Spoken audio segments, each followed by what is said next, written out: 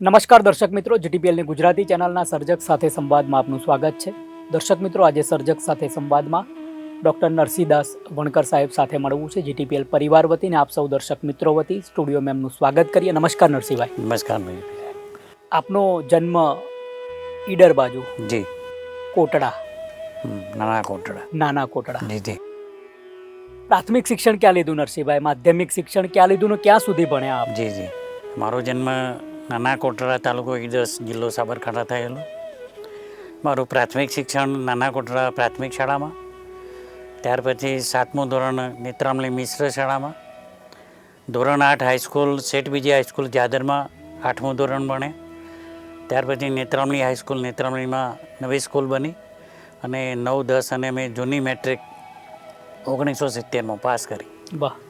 ત્યાર પછી ગુજરાત વિદ્યાપીઠમાં કમલેશભાઈ કોટરિયાના માધ્યમથી ત્યાં 71, 72, 73 સ્નાતક સમાજ વિદ્યા વિશારદ થયા. ત્યાર પછી મારો મુખ્ય વિષય હિન્દી હતો અને વિદ્યાપીઠમાં હિન્દી શિક્ષક વિદ્યાલય ચાલતું હતું, આજે પણ છે. એમાં મેં હિન્દી બીએડ કર્યું. ત્યાર પછી વિદ્યાપીઠમાં જ MA part 1, MA part 2 Hindi કર્યું અને ત્યાર પછી અમે ઉમેદગઢ હાઈસ્કૂલ તાલુકો ઈડર ત્યાં હાયર સેકન્ડરીના શિક્ષક તરીકે હું જોડાયો અને ત્યાં 10 વર્ષ નોકરી કરી. ખેરાલુ નવી કોલેજ હતી અને નવી કોલેજમાં જાહેરાત આવી અને આપણે ઇન્ટરવ્યૂ આપ્યું અને એ વખતે કોઈ અનામત પ્રથા નહોતી, નવી કોલેજ હતી એટલે એમણે એવું નક્કી કર્યું કે જે વિષયમાંથી જે વ્યક્તિ પસંદ થાય એ વિષયનું આપણે અનામત કેટેગરી ગણવી અને મને ત્યાં પસંદ કર્યું અને 28 વર્ષ સુધી હું ખેરાલુ કોલેજમાંથી નિવૃત્ત થયો સાહેબ. મેં 55 વર્ષની ઉંમરે PhD કર્યું સાહેબ. વાહ. PhD દલિત ચેતના ઉપર કર્યું. કારણ કે એ સમયે દલિત ચેતના ઉપર વાત કરીએ કોઈને તો PhD ગાઈડ અમારી પાસે તો એમ કે સંખ્યા થઈ ગઈ છે, આ સાલ નહીં આવતી સાલ આવજો. 7 વર્ષ સુધી મેં રાહ જોઈ. ત્યાર પછી અંબાજી કોલેજમાં VK વૈષ્ણવ સાહેબ કરીને હતા અને એમને રાજસ્થાનના હતા. એમણે બીડીયું ઝડપ્યું અને 55 વર્ષની ઉંમરે એ જ્યારે ગાઈડ બન્યા ત્યારે હું એ હિન્દી ગુજરાતી ઉપન્યાસ સાહિત્યમાં દલિત ચેતના, મેં તો આખું દલિત સાહિત્ય જ લીધું હતું, પણ એમણે વાત કરી કે તમે પહોંચી નહીં વળો એટલે કોઈ પણ એક વિધા ઉપર કામ કરો. એટલે આપણે ઉપન્યાસ સાહિત્ય ઉપર 2 વર્ષ સુધી કામ કર્યું. એમણે કહ્યું કે તમારે MAના પીરિયડ લેવા આવવું પડશે. એટલે હું દર અઠવાડિયે 2 દિવસ MAના પીરિયડ લેવા જતો અને બદલામાં હું જે કંઈ કામગીરી કરી હોય, સ્વાધ્યાય કર્યો હોય એ એમને બતાવતો અને એમના માર્ગદર્શન હેઠળ હું PhD થયો. વાહ. અને 55 વર્ષે PhD. કારણ કે અમારી કોલેજમાં કોઈ PhD નહોતું, 25નો સ્ટાફ હતો અને જ્યારે કોઈ કમિટી આવે તો સામાન્ય રીતે પ્રોફેસરોને MA તો હોય જ, પણ એ પહેલાં પૂછે કે ભાઈ આ સ્ટાફમાંથી PhD કેટલા, તો એક પણ PhD નહોતા. એટલે કોલેજે કીધું કે તમે 25 જણા છો ને કોઈ PhD નથી. એટલે પછી આચાર્યને મેં વાત કરી કે સાહેબ જો તમે મને સગવડ આપતા હોય તો હું આ વર્ષે પણ આટલી ઉંમરે પણ PhD કરવા તૈયાર છું. એટલે એમણે મને કોલેજમાં સગવડ કરી આપી અને હું ખેરાલુ કોલેજમાં પીરિયડો લઈ અને બપોરે અંબાજી કોલેજમાં ત્યાં બસમાં અંબાજી જતો અને 4 વાગે 2 period MA part 1, MA part 2 એક પીરિયડ લઈ અને પરત હું મહેસાણા રહેતો. લગભગ 130 કિલોમીટરની મુસાફરી કરતો. વાહ. ખૂબ સરસ. જમવાનું શું ભાવે? જમવાનું આપણે સ્વાદિષ્ટ ગુજરાતી ભોજન વધારે ભાવે. આપે કુલ કેટલા પુસ્તકો થયા અને પ્રથમ પુસ્તક કયું આપનું? મારું પ્રથમ પુસ્તક, હું અધ્યાપક તો છું જ પણ મારી રુચિ સૌથી વધારે રાજકારણમાં હતી. મને ખેવના હતી કે હું ધારાસભ્ય બનું. વાહ. અને આપને નવી લાગશે કે 1984માં ડૉક્ટર કરશનદાસ સુંદરીની સામે અપક્ષ ઉમેદવારી મેં નોંધાવેલી ઈડરમાં. વાહ. અને ખેરાલુ વિધાનસભા સીટ આપવાની છે એવી મને ખબર હતી. જોકે કડીમાં ને એમાં એ સીટ ન આવી અને પછી હું ખેરાલુ ગયો અને ખેરાલુ ગયા પછી મેં સર્વપ્રથમ પુસ્તક લખ્યું અનુસૂચિત જાતિ અનુસૂચિત જનજાતિની રાજકીય અસ્મિતા. સાહેબ, આપ રાજકારણ વિશે વાતો આખો દિવસ કરી શકો, પણ આપને લખવાનું કહેવામાં આવે તો આપ લખી ન શકો, કારણ કે એમાં જોખમ રહેલું છે. બરાબર. કારણ કે એમાં સત્યતાના પુરાવા હોવા જોઈએ. તમે આટલા મતે જીત્યા એ જો તમે કહેતા હોય અને ઉમેદવાર સામેથી ફોન કરે કે હું એટલા માટે નહીં આટલા માટે જ જીતેલો હતો, એટલે એની ચોકસાઈપૂર્વક કામ કર્યું. દસ્તાવેજીકરણ બહુ સંશોધન કર્યું. પહેલાં પીજી જ્યોતિકર સાહેબ હતા એ માટે, ત્યાર પછી વાલેરા સાહેબ એના જે જ્ઞાતા હતા. આજે મેં 2 પુસ્તકો લખ્યા. 1980 રાજકીય અસ્મિતા અને 17મી વિધાનસભા જ્યારે આવી ત્યારે અનુસૂચિત જાતિની 13 બેઠકોનું મેં વિશ્લેષણ કર્યું છે. અને દરેક જે અનામત બેઠકો કરીને રાજકીય નેતાઓ ખરા પોતાના પૈસે ખર્ચીને મફત આ લોકોને જાગૃત કર્યા કે ભાઈ કેટલા વોટર્સ છે, શું થયું આજના સુધીમાં, કેટલા ધારાસભ્યો હતા, કોણ મિનિસ્ટર થયા, કોઈ કેબિનેટ મિનિસ્ટર થયા, કેટલા અધ્યક્ષ થયા, બધી જ વિગતો મેં આ 2માં વણી છે. બરાબર. તો જેટલા ધારાસભ્યો થયા છે, જે MP MLA થયા છે, બધાનો ઇતિહાસ છે. હાજી, આ 2 પુસ્તકો છે. SC માં કેટલી જ્ઞાતિઓ લીધી છે? SC માં સાહેબ 36 જ્ઞાતિઓ છે. મેં વણકરની વાત કરેલી. એ વણકરમાંથી વોરા સાહેબ હોય, સોનેરી સાહેબ હોય, કનોડિયા હોય, પણ વણકર નામનો એક જ માત્ર ધારાસભ્ય ચૂંટાયેલો હતો સોજિત્રામાંથી. અને લોકસભામાં પૂનમભાઈ પરમાર એમણે જ આ વણકર અટક રાખી. બાકીના ઘણા વણકરો ચૂંટાયા, પણ એમણે વણકર શબ્દ વાપર્યો નથી. અત્યારે ઈડરમાં રમણલાલ વોરા સાહેબ છે, પણ એ વણકર છે, છતાં પણ એમની અટક વોરા સાહેબ છે. કરસનદાસ સોનેરી, તેમની અટક સોનેરી છે. એટલે 2 જ અમે તારણ કાઢ્યું કે 2 જ વણકરો એ અટક પોતાની. બીજી MLA MP સુધી પહોંચ્યા, બીજી જ્ઞાતિઓમાં જેમ પહોંચો છો એમ કેટલા સુધી પહોંચે છે? કોણ? બીજી જ્ઞાતિઓનું તમે સર્વે કર્યું? આ કર્યો ને સાહેબ, એનું બધી જ જ્ઞાતિઓ કરી. સૌથી વધારે લાભ આઝાદી પછી મળ્યો હોય તો વાલ્મીકી સમાજને મળ્યો. ક્યાં વાત? હાજી, કારણ કે પ્રાંતિજમાં પરસોત્તમભાઈ સોલંકી હતા અને અત્યારે ભરતભાઈ એમનું કામ કરી રહ્યા છે. ત્યાર પછી કોંગ્રેસમાં પછી ભાજપ આવ્યું અને ભાજપના મિત્રો એમ કે વણકરો સાથે જ ચંદ્રાબેન શ્રીમાળીનું તમે નામ લો. આજે ગૌતમભાઈ ગેડિયાનું પણ શ્રીમાળી સમાજમાંથી નામ છે. પણ વાલ્મીકીમાં અત્યારે હાલ દર્શનભાઈ વાઘેલા એક જ છે. 10 ધારાસભ્યો વણકરો છે, 2 ધારાસભ્યો રોહિત સમાજના છે. ટોટલ 13 સીટો આ રીતે આપણી અનામત અનુસૂચિત જાતિની. આજનું વિશ્લેષણ અને પેલા પુસ્તકમાં બધું જ વિશ્લેષણ. આ બધું છે સાહેબ. ઇવન આદિવાસી મિત્રોનું પણ એમાં વિશ્લેષણ કર્યું. આદિવાસી કોઈ મિત્રો લખતા નથી. કેટલા પ્રકારના પુસ્તકો લખ્યા રાજકારણ સિવાય? રાજકારણ સિવાય મેં દલિત ચેતના ઉપર કામ કર્યું. એના ઉપરથી મેં દલિત વિમર્શ હિન્દીમાં 2 પુસ્તકો લખ્યા. એક गुजरात में दलित चेतना का उद्भव, समस्याएं और सुझाव, અને બીજું દલિત વિમર્શ કરીને લખ્યું કે ભારતભરમાં દલિત સાહિત્ય કઈ રાજ્યોમાં કેટલો પ્રચાર થયો છે અને કેટલા વિદ્વાનો દલિત સાહિત્ય પર કામ કરે છે. દલિત વિમર્શ નામનું એક પુસ્તક લખ્યું છે. એટલે હિન્દીમાં દલિત ચેતના ઉપર 2 પુસ્તકો લખ્યા. કોઈ એવોર્ડ મળ્યા હોય વ્યક્તિગત પુસ્તકોને? પુસ્તકને એવોર્ડ તો નહીં, કારણ કે હું પોતે પ્રકાશક, પોતે લેખક, પોતે. એટલે મને ગુજરાત સરકારનો સંત કબીર એવોર્ડ મળ્યો છે. સંત કબીર એવોર્ડમાં મેં જે પુસ્તકો મૂક્યા એ પાટણમાં વીરમાયા નામના જે અમર શહીદ થઈ ગયા દલિત સમાજના, વણકર સમાજના, અને એમના પર મેં સાહેબ ગુજરાતભરમાંથી વીરમાયા ઉપર કવિતાઓ નવોદિત કવિઓ પાસેથી મંગાવી અને 114 કવિઓ માટેનું સંપાદન કર્યું. એનું પુસ્તકનું વિમોચન કર્યું. મોહનભાઈ પરમાર સાહેબ, ભીખુભાઈ વણકર સાહેબ બધા જ ને કવિઓને બોલાવી અને ઝવેરભાઈ ચાવડાના હસ્તે એનું વિમોચન કર્યું. ત્યાર પછી વીરમાયાના પ્રચાર માટે અમે 2 ઉત્તર ગુજરાતનું રથયાત્રા અને દક્ષિણ ગુજરાત કાઠિયાવાડમાં સૌરાષ્ટ્રની રથયાત્રા, એ 2 રથયાત્રાઓ કાઢી અને માયા ઉપર પ્રચાર કર્યો. એટલું જ નહીં, પર ઝવેરચંદ મેઘાણી લોકસાહિત્ય ભવન રાજકોટ મેં જેટલા પણ વીરમાયાના પુસ્તકો હતા એનું સંપાદન કર્યું અને એના જે લેખો હતા જલારામ જ્યોતમાં પણ એ વખતે વાત કરેલી.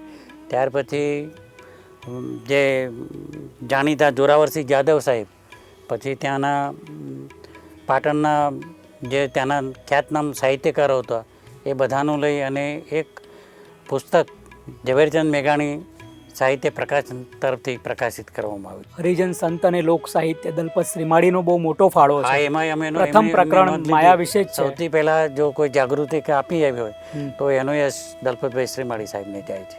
અને એ પુસ્તક ઉપર મને સંત કબીર એવોર્ડ સાહેબ મળ્યો. પ્રદીપભાઈ પરમાર સાહેબ એ વખતે સામાજિક ન્યાય અધિકારીતાના મંત્રી હતા અને માત્ર બધાએ નોંધ લીધી કે વીરમાયાનો અદ્યતન પુસ્તક શ્રીમાળી સાહેબ પછી જો લખાયા હોય, બેટર હોય તો એ મારી જોડે છે.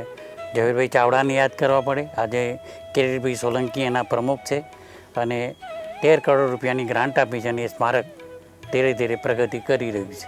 ભવિષ્યનું શું પ્લાન છે? ભવિષ્યનું આમ તો રાજકારણનો ભાવ ધારાસભ્ય બનવું છે. ધારાસભ્ય બનવું હતું, પણ હવે સાઈડ થઈ ગયા એટલે જિલ્લા પંચાયતનું પ્રમુખ પદ આવેલું એટલે નીતિનભાઈ પટેલે મને કહ્યું કે તમારે તો સાઈડ થઈ ગયા, તમે તો રિટાયર્ડ છો. આ વખતે કડીની સીટમાં પણ મેં આપણી માગણી કરી હતી, પણ કડી લોકલના ઉમેદવાર પસંદ કર્યા.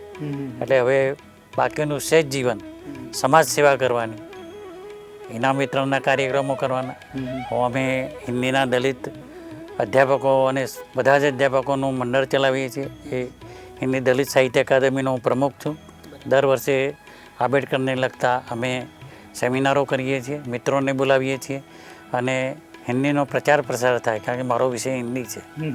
અને વિદ્યાપીઠ સાથે રહી અને દરેક યુનિવર્સિટીઓ સાથે રહીને અમે સંકલન કરી અને કલમ નામની એક પત્રિકા પણ ચલાવીએ છીએ. કલમ નામની પત્રિકાનું સંપાદન આપ કરો? સંપાદન હું અને કે વૈષ્ણવ સાહેબ કરીને છે, બંને કરીએ છીએ. કે વૈષ્ણવ સાહેબ ગુજરાતના? હાજી, હાજી. કારણ કે હિન્દીના હતા ને ગાંધીનગર કોલેજમાંથી નિવૃત્ત થયા છે. બરાબર. ધનંજય ચૌહાણ સાથે પણ આપ કામ કરી રહ્યા? હા, એ અમારી કોલેજમાં અમે બોલાવતા ને અમારી સાથે જ છે. એમાં મંત્રી છે. બરાબર. જી, ડીપી ચૌહાણ. બરાબર.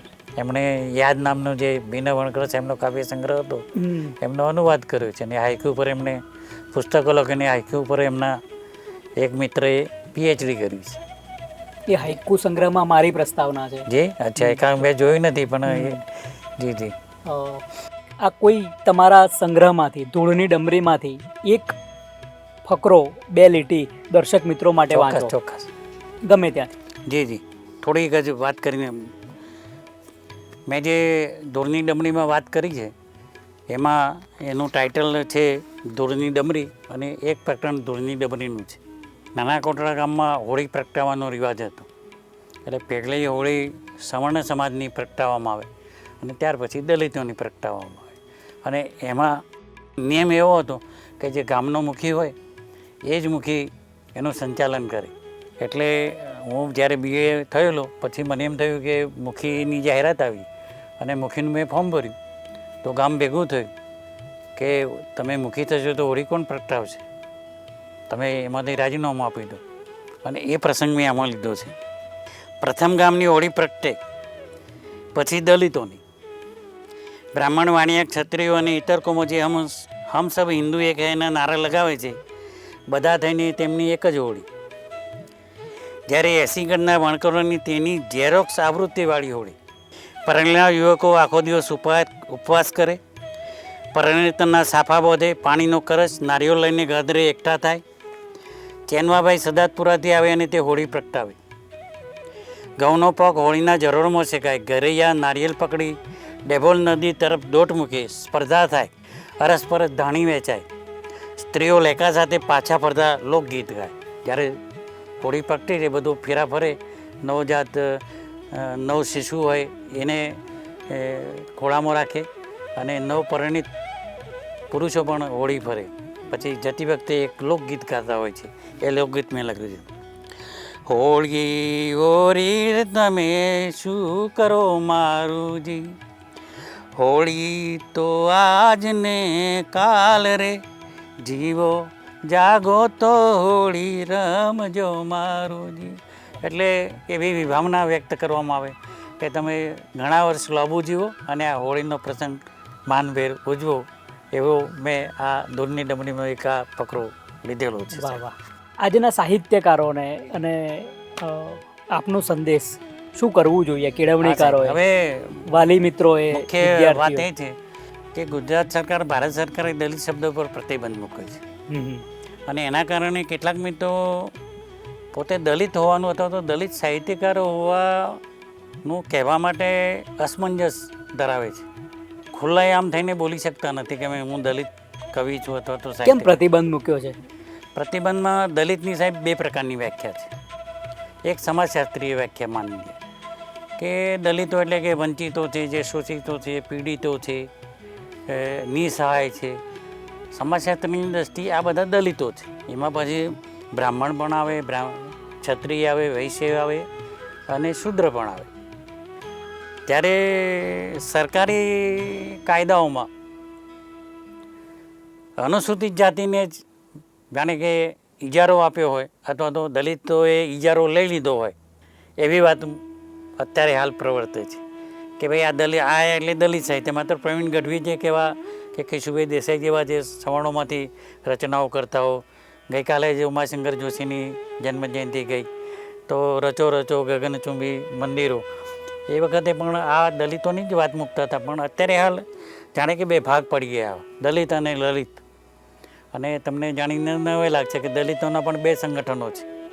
દલિતોમાં જે એકતા હોવી જોઈએ, દલિત સાહિત્ય પ્રતિષ્ઠાન ચાલે છે, તો બીજી બાજુ ગુજરાત સાહિત્ય દલિત અકાદમી પણ ચાલે છે.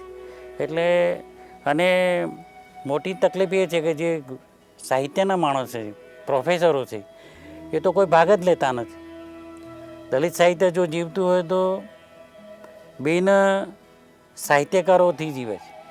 માનો કે ભીન અવણકર ગણો તો એ કોઈ પ્રોફેસર કે શિક્ષક નહોતા. મોહનભાઈ પરમાર ગણો તો કોઈ એ પ્રોફેશનમાં શિક્ષક નહોતા. છતાં પણ આજે મંગલમ સાહેબ જો તો દલિત સાહિત્યમાં શિરમોર સ્થાન ધરાવે છે. જ્યારે ગુજરાતીના અધ્યાપકો, દલિત અધ્યાપકો ગુજરાતીમાં પણ કોઈ રચના કરવા તૈયાર નથી. આજના સાહિત્યકારો, દલિત સાહિત્યકારો પોતાનું પેટીયું ભરવા માટે શિક્ષકો જાણે કામ કરતા હોય એવું લાગે છે. દલિત સાહિત્ય 5000 વર્ષ જૂની સમસ્યા છે, કંઈ આજની સમસ્યા નથી. અને દલિત સાહિત્યને ઉજાગર કરવાનું, દલિતને સાથે લલિત, તમે પણ લલિત સાહિત્ય લખો, કેમ લખતા નથી? માત્ર જૂની વાતો યાદ કરવાથી, નવી પેઢીને અવગત કરવાથી કોઈ ફાયદો નથી. તમે એવી વાત મૂકો કે જે પ્રગતિના પંથે લઈ જાય, સમાજનો વિકાસ થાય, આગે કૂચ થાય, એવી જો વાત મૂકો કોઈ પણ વાર્તામાં કે કોઈ પણ કવિતામાં, તો દલિત અને લલિતનો ભેદ ભૂસાઈ જશે. દલિત સાહિત્ય શબ્દની કોઈ જરૂર નહીં પડે. સાહિત્ય દલિત હોઈ ના શકે, વિશ્વ સાહિત્ય છે બધું નરસિંહદાસજી. અને એ લલિત સાહિત્ય તમે જેમ કીધું એમ બધા લખી શકો અને તમારે એવું કોઈ પ્રશ્ન નથી. લખતા જ નથી. તમે કોઈ પણ સ્પર્ધા થતી હોય તો એ જૂની વાતોનો એની જે રોદરાણ હોતા હોય એવું આપણને લાગ્યા કરે કે જેની કોઈ આજે જરૂર નથી. આજે તમે કોઈ સ્પર્ધા કરી હોય, કોઈ આઈએએસ થયો હોય, કોઈ માણસ આગળ ગયો હોય, કોઈ તકલીફ હોય, મા બાપ ન હોય અને વિકાસ કર્યો હોય, એવી ઘટના તમે સમાજ માટે લાવો તો એનાથી ફરક પડશે. એનાથી ફરક જરૂર પડશે. સાહિત્ય સમાજનું દર્પણ છે, જે તે સમાજનું. એટલે કોઈ પણ સાહિત્ય હોય, વિશ્વ સાહિત્ય હોય, એમના પીડામાંથી, એમના વેદનામાંથી ઉદ્ભવેલું હોય. ડૉક્ટર બાબા સાહેબ આંબેડકરે એ જ વાત કહી ને કે તમે એમના આગળનામાં પ્રકાશ પાડો. કુલ કેટલા પુસ્તકો ભવિષ્યમાં અત્યારે? ભવિષ્યમાં હું 2 પુસ્તકો બહાર પાડવા જઈ રહ્યો છું. એક તો હિન્દીમાં દલિત આત્મકથા પરાયા ઘર, કારણ કે દલિત સાહિત્યકારોએ દલિતમાં, ગુજરાતીમાં આત્મકથા લખી છે પણ હિન્દીમાં કોઈએ લખ્યું હોય એવું મારી જાણમાં નથી. એટલે મને એમ થયું કે હું હિન્દીનો અધ્યાપક છું તો કમસે કમ પરાયા ઘર નામની મારી આત્મકથા છાપું લખી રહ્યો છું. પ્રકરણ રીતે. કોઈ પ્રશ્ન મારાથી ના પૂછાયો હોય, આપ પ્રકાશ પાડવા માંગતા હોય? જી જી. કોઈ પ્રશ્ન હું પૂછી ના શક્યો હોય તમારા જીવન વિશે, તમારા અભ્યાસ વિશે, અને તમે પ્રકાશ પાડવા માંગતા હોય દર્શક મિત્રો ઉપર? દરેકે હવે દરેક સમાજમાં શિક્ષણ આવી ગયું છે. શિક્ષણની સાથે સાહિત્યનો પણ એટલો જ વિકાસ થવો જોઈએ. તમારી જેમાં રુચિ હોય એમાં. અત્યારે સમાજમાંથી માત્ર એકબીજાની વાતો સાંભળવામાં આવે, કોઈ મદદરૂપ થવાની તૈયારી બતાવતા નથી. અને કોઈ આગે કૂચ કરતા હોય તો એને આપણે મદદ કરવી જોઈએ. આપણા સમાજના મિત્રો એને પાછા પાડવાનો પ્રયત્નો કરી રહ્યા છે, જે ખરેખર દુઃખની બાબત છે. અને હું તો ઈચ્છું કે સમરસતાની જે વાત છે, હમ સબ હિન્દુ હેની વાત કરવામાં આવે છે તો એમાં આરએસએસની ભૂમિકા, કોંગ્રેસની ભૂમિકા, આમાંથી જે સારા તત્વો હોય, કારણ કે લોકો મને પ્રશ્ન કરતા કે કોંગ્રેસે તમને ભણાવ્યા છે અને તમે તો ભાજપમાં કેમ છો? કારણ કે હું મહેસાણા જિલ્લાનો ભાજપનો મંત્રી, મોરચાનો પ્રમુખ તરીકે બધું રહી ચૂક્યો છું. એટલે મારું કહેવાનું એમ છે કે ડૉક્ટર બાબા સાહેબ આંબેડકર પોતે કોંગ્રેસના વિરોધી હોવા છતાં જવાહરલાલ નહેરુના મંત્રીમંડળમાં જોડાયા હતા. કેમ કે જ્યાં સુધી તમે સાંપ્રત પ્રવાહ સાથે નહીં ભળો ત્યાં સુધી તમારો અલાયદો ભાગ એ અલાયદો જ રહેવાનો. તમે સમયની સાથે પ્રગતિ કરો, સમયની સાથે ચાલો, જૂના વિચારોને રૂક્ષદ આપો અને નવા વિચારો, આવિષ્કારોને સ્વીકારો. એ આજની તાતી જરૂરિયાત છે. દર્શક મિત્રો, આપણે ડૉક્ટર નરસિંહદાસ વણકરને મળી રહ્યા હતા. એમના વિચારો રાજકીય ખૂબ એમનું મનોમંથન છે, એમનું પોતાનું મનોમંથન છે અને એ એવું વિચારે છે કે સામાજિક સમરસતાની સાથે સાથે રાજકીય કારણો પણ તમને ઉદ્ધાર કરવામાં, તમારી પ્રગતિ કરવામાં ભાગ ભજવી શકે. પોતે પણ રાજકારણમાં ઊંચે સુધી જવું હતું, પરંતુ હવે વય નિવૃત્તિના કારણે કદાચ એ વસ્તુ શક્ય ના બને. પરંતુ સાહિત્યમાં એટલા રત અને પ્રવૃત્ત છે. માણસનામાં જે લાગણી, પ્રેમ, જે સંવેદનો જન્મતા હોય છે એમાંથી સાહિત્યનું તો સર્જન થાય છે જ, પણ પોતાની જીજીવિષા એને એ સાહિત્યને કઈ દિશા તરફ લઈ જાય છે, કઈ દશા તરફ લઈ જાય છે, એ પણ અગત્યનો ભાગ ભજવે છે. જીવનમાં ક્યારેક કોઈને પ્રોબ્લેમો થતા હોય છે, સમય ઘણાને નડતો હોય છે, સમયને ઘણા બધા નડતા હોય છે, પણ આ બધું સાહિત્યમાં ઉજાગર થતું હોય છે. સાહિત્ય એ સમાજનું દર્પણ છે અને પરમાત્માનું સર્જક એક એવું એન્ટેના છે કે જે પરમાત્માના સંવેદનો ઝીલીને સમાજને નોખું અનોખું પ્રદાન કરતા હોય છે. કારણ કે સમાજ અલ્ટિમેટલી તો એ સર્જક એટલે પરમાત્માનું એન્ટેના જ ગણી શકાય. એ સંવેદનો ઝીલે છે, વિચારી શકે છે અને એ પાછા સમાજને અલગ રીતે એ આપે છે કે આપણે આ દિશામાં આગળ વધવું જોઈએ, આર્ષ દ્રષ્ટાના સ્વરૂપમાં. જીટીપીએલ પરિવાર વતીને આપ સૌ દર્શક મિત્રો વતી ડૉક્ટર નરસિંહદાસ વણકરનો આભાર માનીએ. સ્ટુડિયોમાં આવવા માટે આભાર સાહેબ.